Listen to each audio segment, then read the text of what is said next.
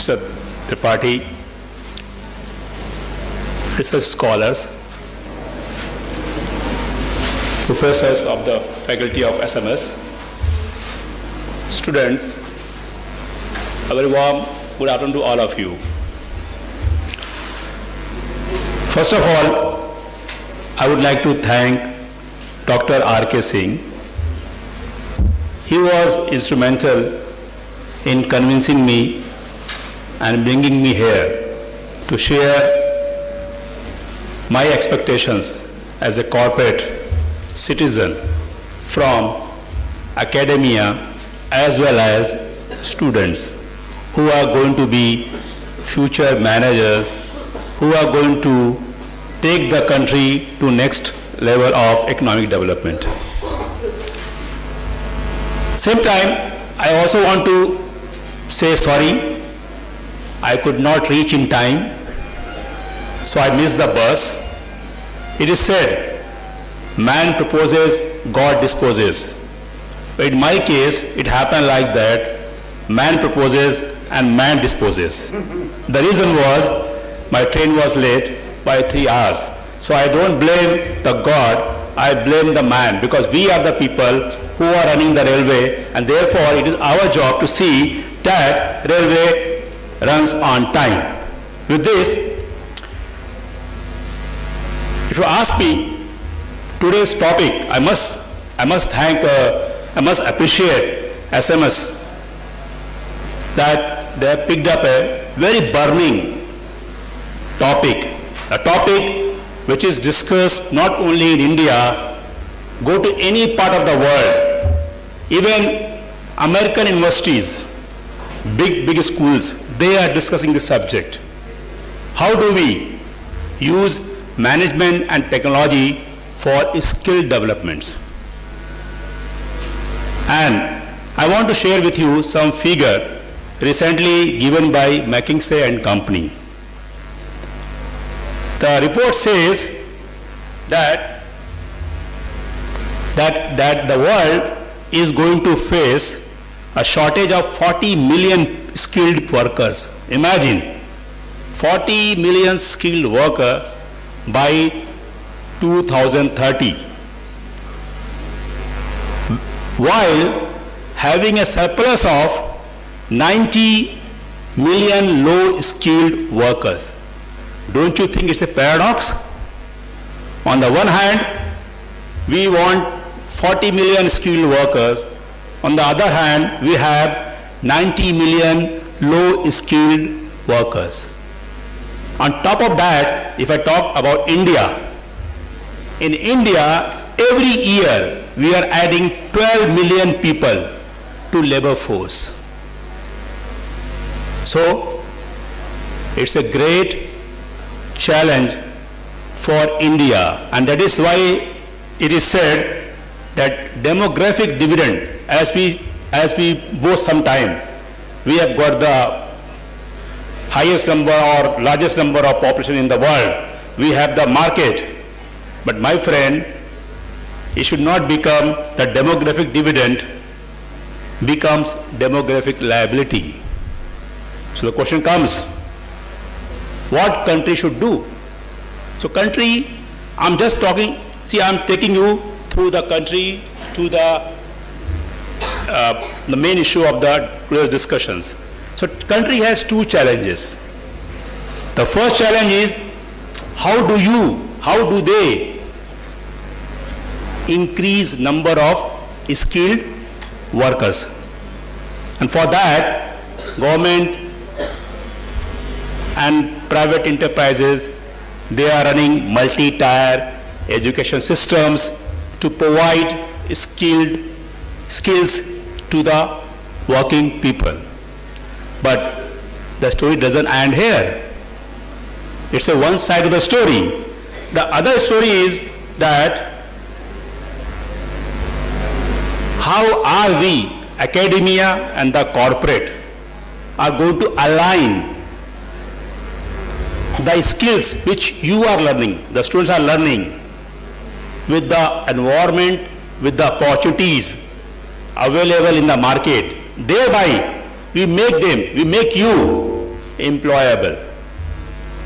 We make you contributing to the economic growth of the organizations. So this is the challenge today that India and we are facing. And that's why it is said that skill development is not a one-sided coin. Do you agree with me?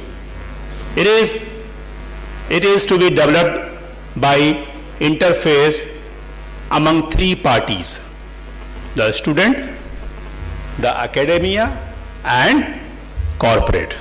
So what I have done, I have just divided my discussion into three parts. First is the corporate interface. Why corporate interface is required? What academia should do to have the teaching methodology, the teaching contents or skills developments meeting the requirement of the corporate world, and how corporate should help you, should help academia to provide you an opportunity of sharpening the knowledge skills of students. So if you go through it, so the first thing, very important for corporate, for us is, it is the context which is important in manual education. Why context? Because the content of your education may not be same in all over the world. Western country may have different context. India may have a different context. For example, Indian market is predominantly rural markets, more regulations, unlike Western countries. Therefore, we have to keep in mind what is the context of our management educations. Furthermore, we have to also understand that with the globalization, with the volatile markets, you must have seen in the last few years, the world is not stable. There has been, nobody can say tomorrow what is going to happen to the world or what is going to happen to India. In fact, every day, every 15 days we hear India GDP is revised downward. Although we keep talking, no, we are doing very well, no problem. But the fact is that every day we are revising our GDP downward. It means something wrong. Furthermore, with the globalizations, multinational companies have come to India, and they have brought competition. They have brought resources. They have the muscle powers. Therefore, companies who are operating in India, they have to work out their strategy very fast to cope up such environment. So the question comes here, in such situation, how do corporate interface helps academia and the students? The first initiative, and I'm sure many corporates they take, the first initiative is called course formulation. I don't know how many institutes in India, I'm talking about management schools only, they do invite corporate people, they do consult them while preparing the curriculum of the MBA course. I doubt. And that is the first area where corporate can contribute, because I'll just give you an example, very interesting example. Nowadays, there is a buzzword, entrepreneurships, innovations. You go to any institute, they have a board, entrepreneurial sale, innovative sale. But have you gone into depth? What are they doing? They are teaching only two things. Please, pardon me, if you do not like some of you, I'm from the corporate world, so I want to tell you the truth. What are they teaching? They are teaching you two things only: business plan, business model, and financial statements. That is not the scene today in the market. Today you have to learn how do you adapt to the changing market. That is required, not business plan. Business plan is static. You require a dynamic plan where things keep changing. So therefore, if you invite corporate people, they can give you the requirements of today's economy, today's challenges, and if you incorporate those things in your curriculum, I am sure we can improve employability of the MBA students. I am very concerned about you because I am also like MBA. So I always think in terms of how do we make you a better person so that you get a better job. So this is the first area where I think corporate interface can help you. Number two, very important things. You know, many a times corporate, they fail real life problems. And what they do? If it is a technical problem, they go to IITs. I'm sure even BHU IITs should be getting a lot of projects from the corporates because it's a technical problems. But what is management? In management, it is a strategy problem. It is a decision-making problems. And therefore, there is a hesitation from the corporate world. Should I go and consult the university for these problems? But if you see in Western countries, most of the corporates, they go to the business schools and they consult them.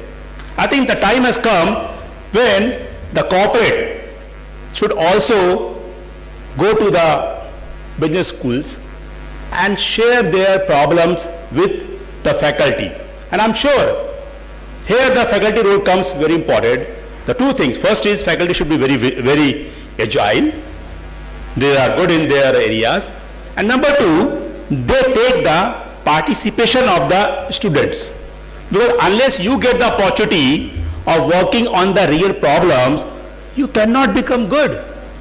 And when you come out in the market, you find that whatever skills you are having, it is not adequate to get you a job. So this is the second area where corporate interface can help the academia as well as the student. The third area, and which is known to all of us, that is called internships and placement processes. Now there are many companies, you know, they have a structured way of placement and internships process. In the sense, when they take you for the summer training, for internships, they have a ready-made plan. They give you real life problems, issues, and they want you to go and do work on that. The question comes here, how many schools, how many institutions, they take this as a challenge. This will happen only when the academia, they also sharpen the skills of their students. Only then you can have this type of constructive placement and internship processes. So in my opinion, these are the areas where corporate interface can contribute to the skill development. Now coming to the you means my junior budding manager sitting here, and I want to see all of you after 10 years sitting here addressing us, addressing the another group of people sitting there. Okay. Now for the student also, you know, remember my friend, what happens here, it's a teamwork among student, academia and corporate. Unless these three they work together, believe me, skills development will not take place. And when I say skill development, you will not have the adequate skills which are required for getting good jobs in the market. So what are the skills do you have? You should have. I just make it this simple because I've seen the here PowerPoint presentations and I appreciate Mr. Singh's presentations. He has mentioned a lot of things. I just put in two categories. They are called hard skills and soft skills. What are hard skills? The hard skills, the first thing is that you should be very good in your fundamentals. The student should be very good in the basics. I say rock solid knowledge. Please take it very seriously. I am telling you to all my budding managers that if you want to get a good future, if you are looking for a bright life, then please take it very seriously. You should have a very strong basic knowledge of your subjects. If you do not have, I'm sorry, you will be struggling to get a good job. And take it seriously. Why I'm telling this thing to you? Recently, Indian Satya Nadella, right? He has become the CEO of the Microsoft. Believe me, it's a history because Microsoft had only 2 CEOs so far and both were from the promoters group. Satya Nadella is the first CEO who is not from the family, from the promoters groups. Have you read his profile? In fact, if you are serious about your career, my advice to you, please read his profile. You know what he has said? He has said that he kept on buying books. He bought books more than what he read. He said that he went on doing a lot of online courses. I'm going to cover this point also under the technology, but I'm just telling you, he went on learning, learning a lot of things through online. So that shows that you people, if you want to have a good future like Nadella, Satya Nadella, one day we want to hear from one of you, oh, she has or he has become a CEO of the another multinational company. For that, you require continuous hard work, basic knowledge, rock solid knowledge, Only then you can think of a better future. Again, coming under the hard skills. What are the other hard skills which you require? Computer knowledge. I don't know how many of you are very good at computers. Today, in today's corporate world, computer knowledge is taken as granted. When you write your CV that you have got knowledge of this, it will cause no meaning to us. Because we all work only on computer. For example, just now you were told, I'm the project manager of British Paints. I've implemented ERP, R12 Oracle, the latest version of Oracle ERP. And believe me, when we were implementing ERP, we found many people in senior level, at a middle level, at a junior level, they were struggling with the ERP. And what will happen with them? They will be thrown out because in today's world, if you do not have a good knowledge of computers, I'm sorry my friend, you cannot succeed. And not only knowledge of computer, remember, knowledge of some software packages. Just knowing Word or you're chatting on the internet is not going to help you. You have to have very good knowledge of the Excel. In Excel, there are unlimited learning. So my request to all of you through this, that you have to acquire hard skills, and they are your basic knowledge, your computer knowledge. If these things are, and recently, you must have heard about analyst, data analyst. How many of you heard this thing, data analyst? What they are, what do they do? Who will tell me? Can I make it interactive? Who will tell me what is data analyst? What do they do?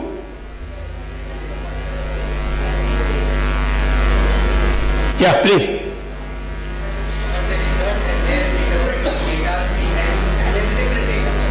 Very good. See, this is another area of opportunities. That is why you academia have to prepare themselves. That There is another area of now opportunities, data analyst, and there you need to have very good knowledge of the statistics. I think many of us, we just take it lightly about the statistics. But if you ask me, if you want to become good, you want to acquire good hard skill knowledge, please learn statistics, I say. And operation research. I think you must be having one paper in MBA, like I had in the FMBHU. And believe me, these two papers are very relevant today in getting a job. Third one, how many have heard about big data? Big data. These are the words, today's word. Today's if you go to social media, you read on IT development, you hear big data. What is big data? It's a data of your company, of all activities happening in the company, and from there you want to find out what is happening in the market. I just give you an example, very interesting example of one very famous company in UK. You know, the MD of that company, he asked his IT head, sir, for you also, IT head. He said, Mr. X, I want to know women who are shopping in my department stores. Can you tell me how many of them are expecting? Means how many are on family way? Yeah, on family way. Just imagine. This is the state of advancement. He told his IT head that I want you to work out an algorithms whereby from the buying behavior of the women in my shop, in my department stores, I want to know how many of them are in family way.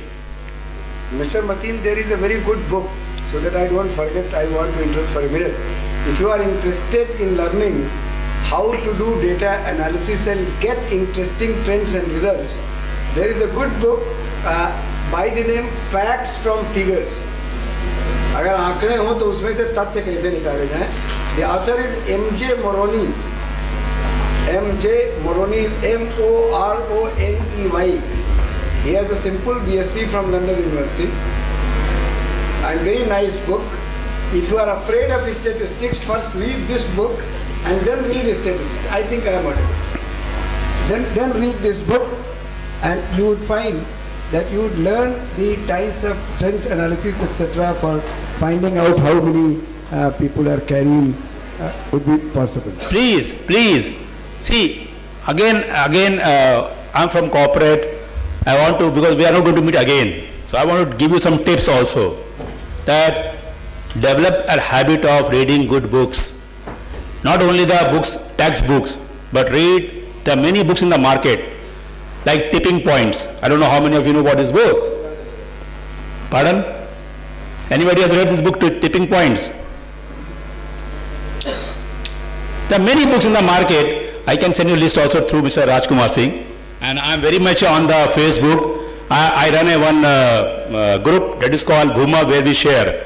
You are most welcome to join me, and you can very well interact with me on that. And I can promise you, I will not disappoint you. So this is another way of learning. Okay, coming to the point. So apart from the hard skill, and that is there in most of the business schools, they have very good syllabus. They give you good knowledge about the basics. But what is very important knowledge is called soft skills.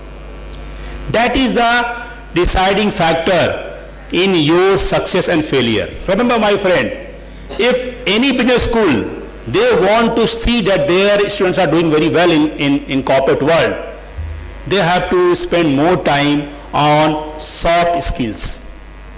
And what are the soft skills? Communication. That is what I think most of the speakers before me, they talked about the communication. It's very, very important. How do you write and speak? How do you present your thoughts? In addition to this, a very important part of the communication also is listening. It's not only talking, my friend. In corporate world, when we are talking to our juniors, we will listen more than talk. Why? Through listening, we learn more things about the organization, about the issues, about the problems. So therefore, you have to develop communication skills, which should be not only good in writing and speaking, but also listening. Please listen to others. Don't react. I have seen many a time that when we have a group discussions or in the class we are having case studies, somebody says something, we react. Hey, keep quiet, shut down, talking nonsense. No. If you really want to become good manager, you want to do well, then you have to have the quality of listening also. So communication is very important, but in my opinion, 50% of the success, please take this word seriously. Remember, my friend, 50% of success comes through the communication. And what is communication? Execution of plan. When you plan something, you execute, and you execute only through communication, or not? Tell me very frankly. You are organizing this event. It's all through communication or not?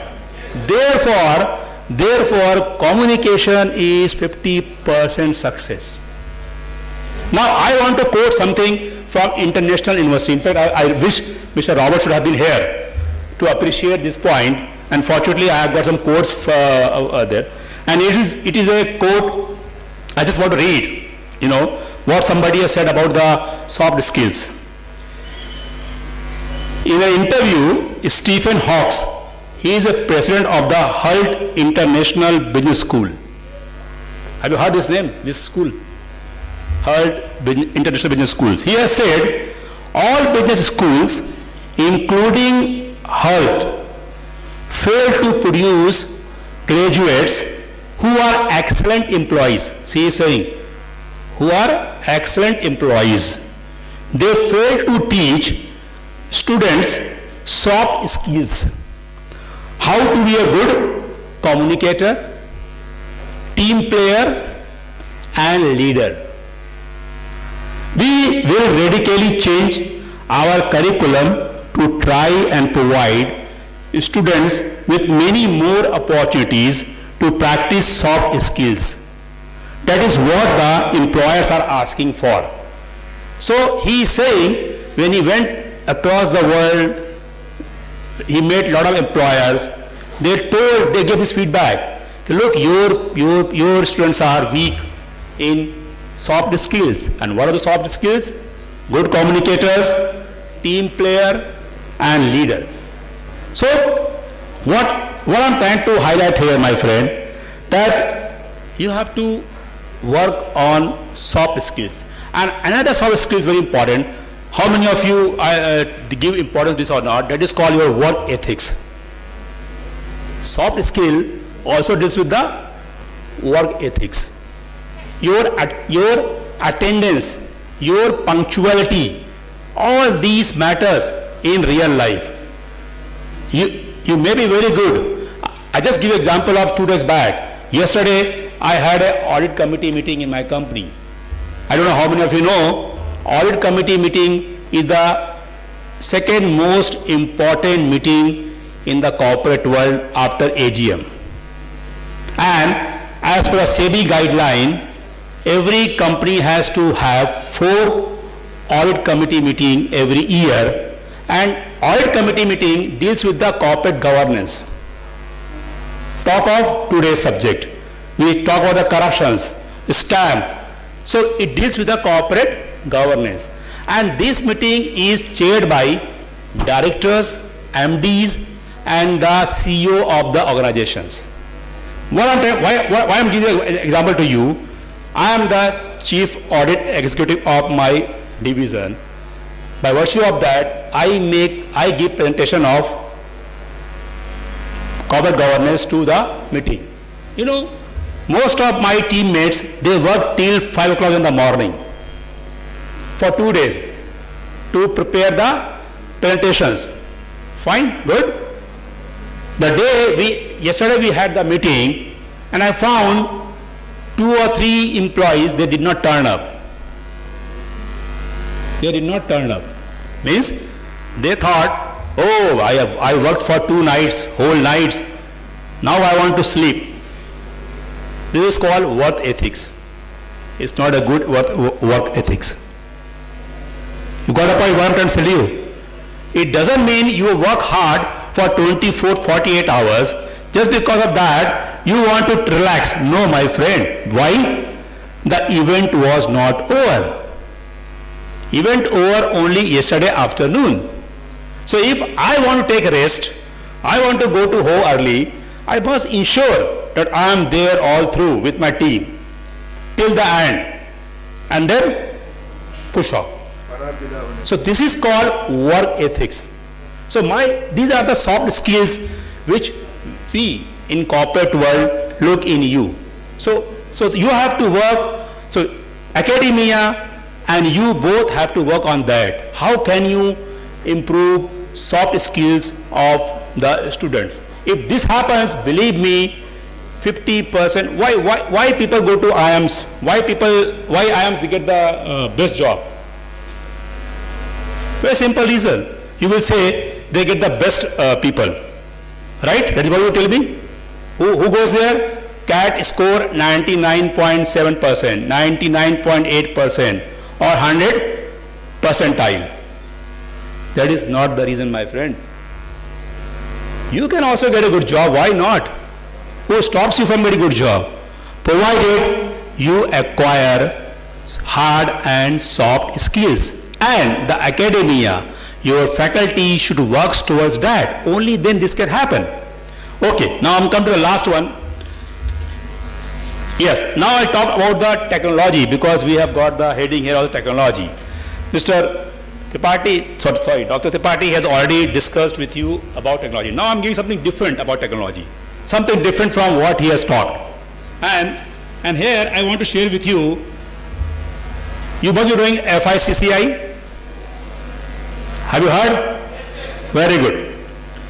So FICCI recently came out with Vision 2030 for higher education in India.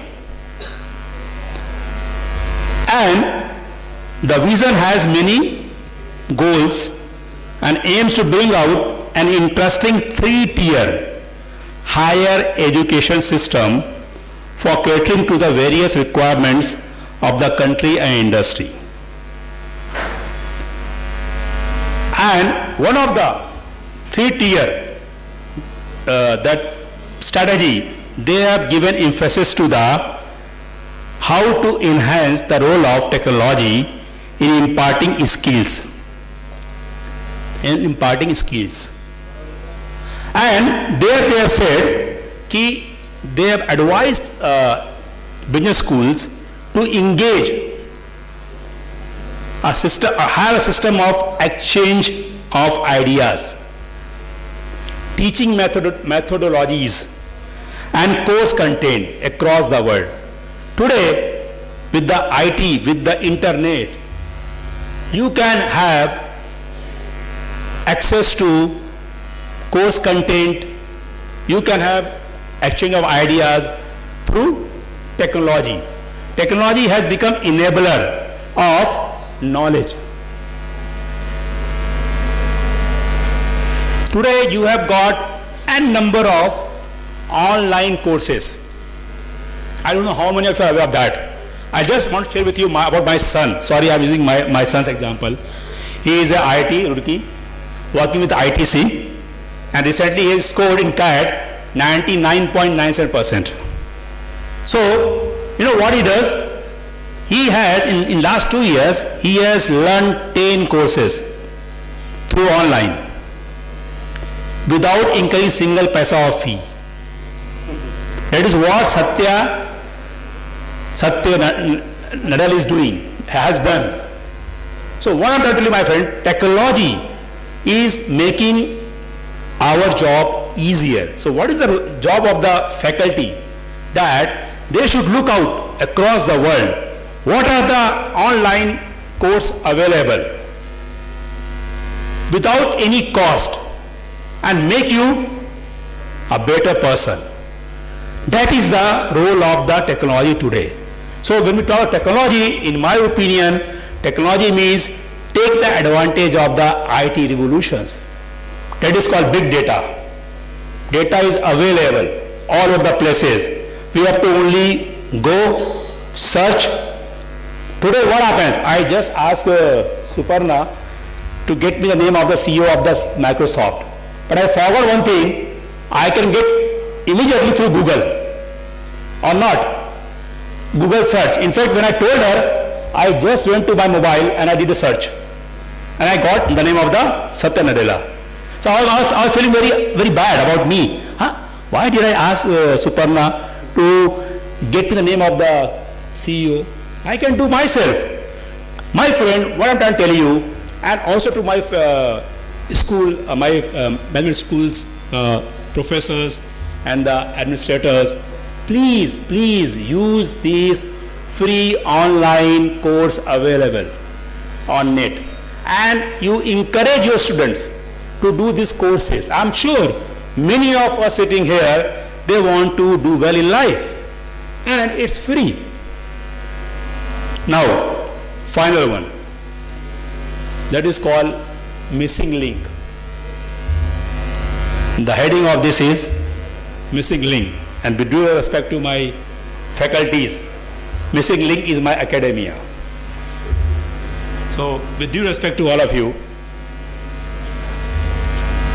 that if you ask me, the real challenge today is with our academia. Their role should be how to facilitate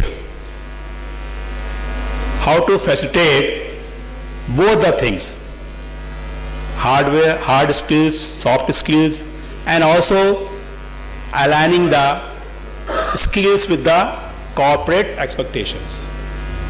So it is the academia, in my opinion, they have to play a very crucial role. I say paramount, I use the word.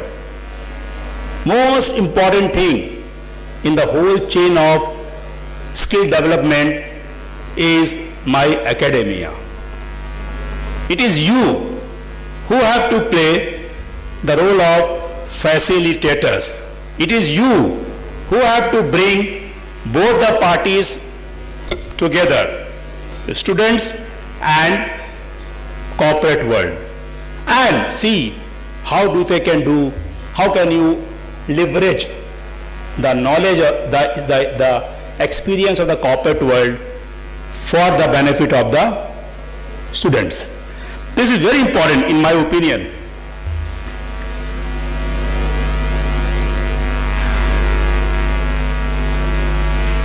So I want to just conclude, what I want to say that unless students, academia and corporate, unless they all work together, we do not see skill development in our country. And here the prime role is of academia. Yes, academia has got certain limitations. So my only advice to all of you, including myself as a corporate, that we have to work together to see that we make you employable, we make you to get a good job in the market. Remember, we all are sitting here for job. If somebody tells me, no, I'm not going to work, I don't want a job, so I beg disagree. So we all have to work together, and remember, corporate world is always there to help you. Provided academia, they take the initiative. If they go to the corporate worlds, I tell you, corporate world will never say no to you. And in today's world, where IT is so developed, you don't require to call me here. You don't require to call me here. We can have video conferencing. See, this is the advantage of technology. Believe me, we always think of, अरे उनको invite करना पड़ेगा, इतना खर्चा होगा. I know you have the concern of budget, all those things are there. Not required. Just have one video conferencing. If you do not have in-house, you can hire in the market. Reliance has a conference conferencing, and just arrange discussions. And we at corporate world will be also be comfortable. Why? Because we are mostly